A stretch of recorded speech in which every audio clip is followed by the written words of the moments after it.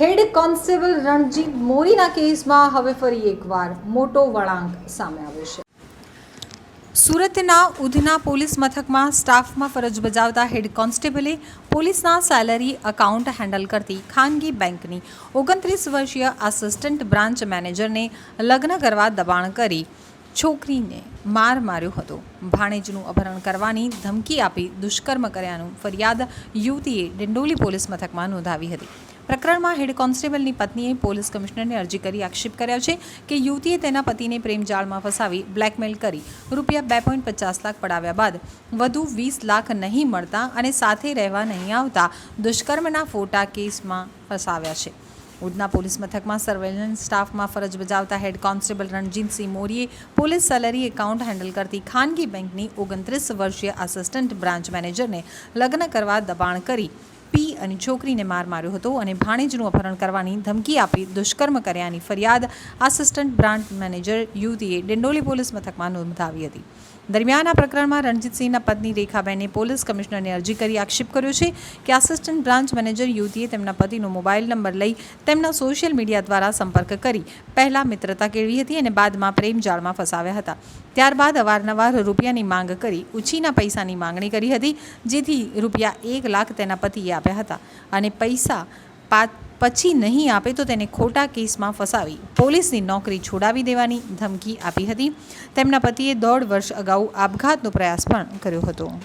ફરિયાદીની ફરિયાદમાં જોવામાં આવે તો માત્ર એક પ્રાઇવેટ બેંકમાં નોકરી કરે છે તે શબ્દ એનો સાચો છે. ત્યાર પછીની બધી 100% ફરિયાદ ખોટી ઉપજાવી કાઢેલી અને ખંડની સ્વરૂપની છે એ સ્પષ્ટ દેખાઈ આવે છે.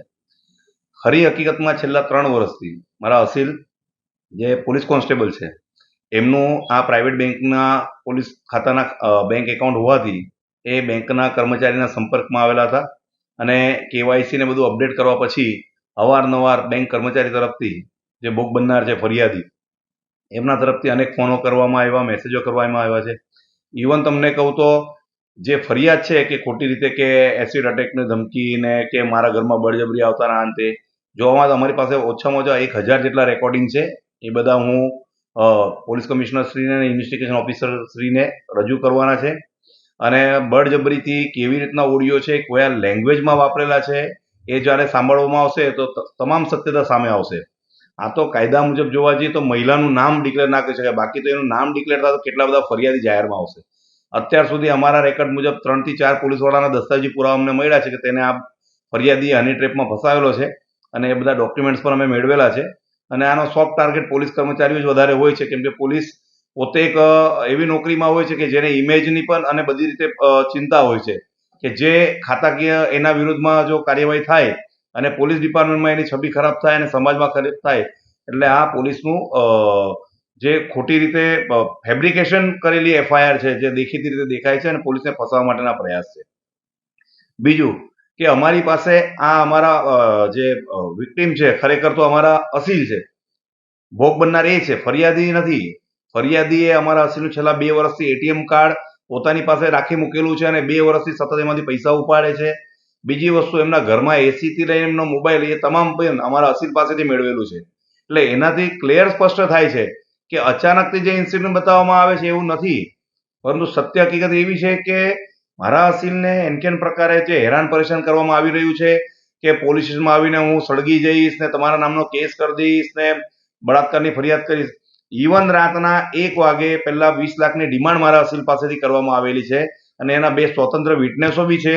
એમની હાજરીમાં 20 લાખની ડિમાન્ડ આ ફરિયાદી તરફથી કરવામાં આવી અને આપવાની સ્પષ્ટ રાતના 1 વાગે ના પાડી છે. ત્યારે જઈને આ રાતના 2:30 થી 3 વાગે આ ફરિયાદ દાખલ થઈ છે. એટલે સતત જ્યાર સુધી મારા અસીલને હની ટ્રેપમાં ફસાવીને અવારનવાર લાખો રૂપિયા પડાવી લીધા છે, વસ્તુઓ પડાવી લીધી છે અને પોલીસ ખાતાને બદનામ કરવા માટે આ હાલની ફરિયાદ આ ફરિયાદી આપેલી છે અને ટૂંક સમયમાં એના વિરુદ્ધના બધા પુરાવાઓ અમે આઈઓ અને સીપી સાહેબને તમામને